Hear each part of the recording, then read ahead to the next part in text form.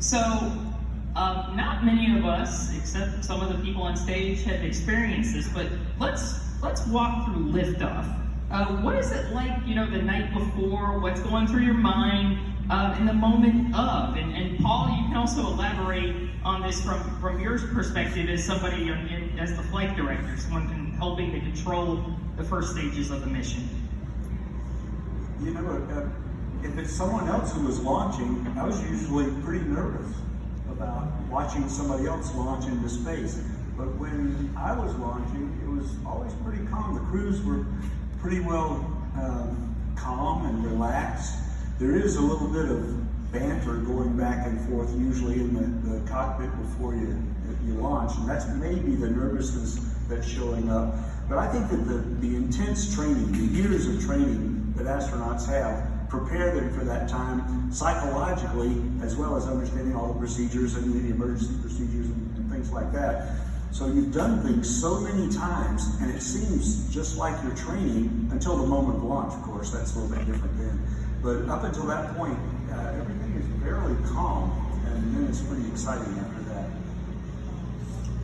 Yeah, so I guess I'll start the night before. Obviously, you're prepared, you're trained as a crew, you're ready to go. You've been down in Florida, you've been in quarantine for a week. We always went to medical quarantine for a week before launch, primarily to protect us against, like, if somebody gets a cold or something like that, you don't want to take that into space.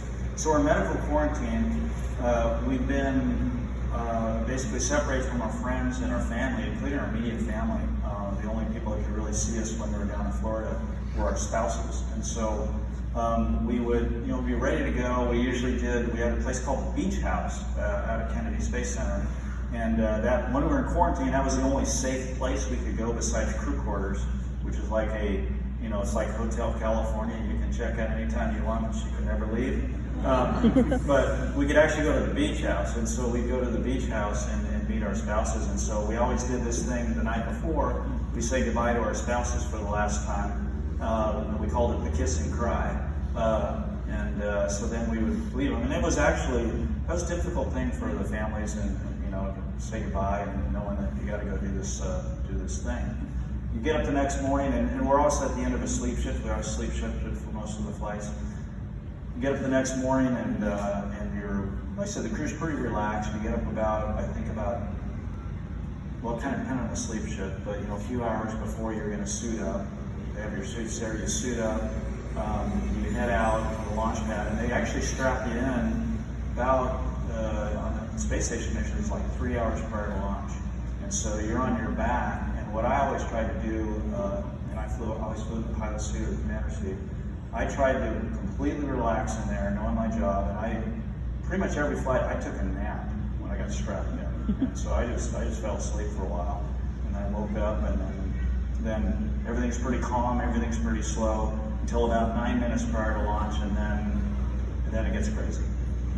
I'm glad you were able to sleep. Usually, when you're in the shuttle, you're laying on your back with your feet up. It's like laying in a straight back chair on the floor. And for some reason, that makes you need to pee. And so I never took a nap because I was always fighting the need to use my diaper. Just use it. That's hard psychologically. The hardest psychological thing is peeing in your by the way, and he's absolutely right, because you actually start fluid shifting when you're laying on your back with your legs up like that, so we wear the diapers. But you had to get over it psychologically, otherwise you're going to be sitting there in pain for like 3 hours. And so here's how I got over that. When we were in the astronaut candidate training, we had to suit up and go into the mock-up and do all that stuff with the suits. And I had a bet with one of the guys in my class that I could pee before he could. And so we're suited up, and we're in the pre-briefing, and they're talking about what they're going to do. And he and I have like 3 cups of coffee, pound of coffee. And so I think, I don't remember who won. I think we kind of tied, but we both got over it. So that's if you ever decide to train and do that, that's a little tip for you. So Paul, did you and Mission Control have the same kind of thing? You guys were slamming coffee? Well, before launch, you could pretty much get up and wander out of the control center and back out to the restroom, which is just outside the door.